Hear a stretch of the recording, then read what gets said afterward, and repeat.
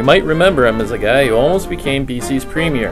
Kevin Falcon served as a BC Liberal MLA for over a decade before stepping away from politics in 2012, shortly after losing the leadership race to current Premier Christy Clark.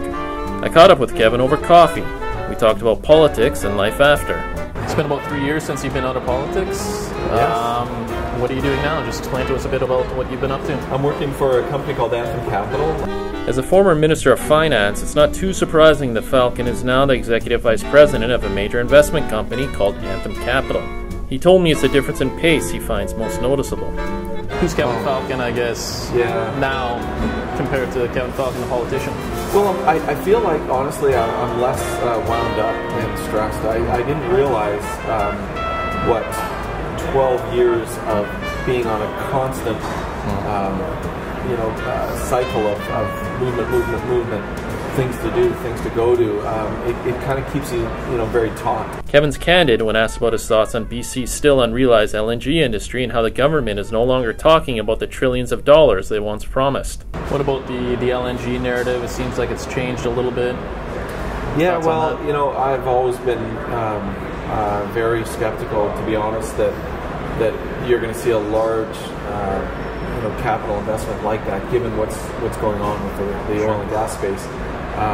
The large integrated oil and gas companies have just taken a huge hit, not only on the oil side, but also on the natural gas side. And it would be a brave company indeed that would say, now's the time to make a $20 billion plus greenfield investment in British Columbia, with all of the uncertainties around First Nations, all the uncertainties around workforce issues, and all the uncertainties just around pricing and everything else. So I'm still very, very hopeful that it will happen.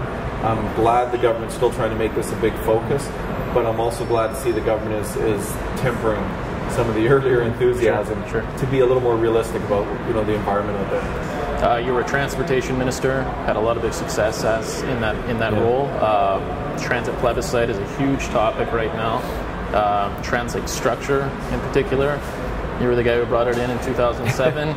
Do you think it was the right call now, looking at kind of what's happening? Do you still stand by it? Well, I do. Because remember, the whole reason that transit structure was brought in, first of all, was on the wake of an Auditor General's report that pointed out that the current transit model was essentially going to be bankrupt in a number of years, and that there was too much political interference in the process. And so we wanted to set up something very similar to the Port Authority type model, where you keep the politicians from being able to stick their fingers in the pie and meddle around.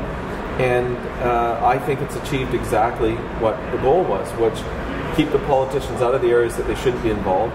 The organization has balanced its budget now for several years in a row.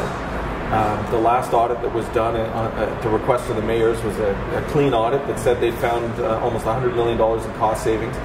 And is it the perfect structure? No, it clearly isn't. Have they messed up on the Compass implementation? Yes, it appears that they have, although I hope that they'll get that back on track quick. But I have yet to find any model anywhere in the free world that runs a transit system that is universally beloved by the citizenry. It doesn't exist. So the issue is, are they doing the job that we asked them to do? I would argue they are. And could they improve? They always can, and I hope that they do. There are more reasons why he would want to stay out of politics than give it another shot.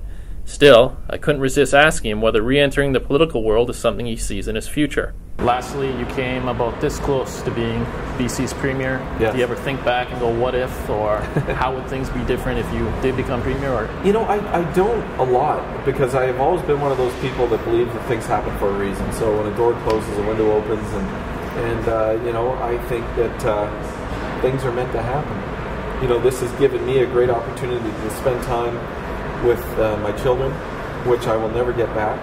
And I think it gave Christy an opportunity to win a really critical election, which was very important for all the province. So I think things work out as they should, and I wish the government the best, and I still try to follow them, as I say. And all the best to you. Thanks so much for coming. It's great seeing you. Appreciate it. All right, thank you.